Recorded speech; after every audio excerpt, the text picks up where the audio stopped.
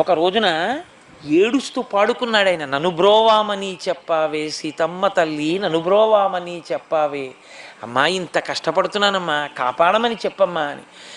ఆయన బాధ ఓర్వలేక సీతమ్మ తల్లి వెళ్ళి, ఏమండే అంత ఏడుస్తున్నాడే మహానుభావుడు, అంతటి భక్తి తత్పరుడే, అంత కష్టపడి ఆలయం కట్టాడే, అటువంటి వాణ్ణి ఎందుకు అంత బాధ పెడుతున్నారు, ఎందుకు రక్షించరు ఆ రామదాసు గారిని అడిగితే రాముడు అన్నాడు, సీత నాకు కూడా గుండెలు అవిసిపోతున్నాయి రామదాసు కష్టం. లోకంలో వేదము చెప్పిన శాసనం ఒకటి ఉంది.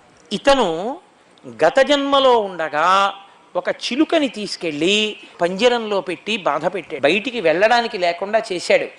ఆ చిలుక పంజరంలో పెట్టి బంధించినప్పుడు ఎన్ని బాధలు పడిందో అవి ఈ జన్మలో శరీరంతో ఇతను తీర్చేసుకోవాలి.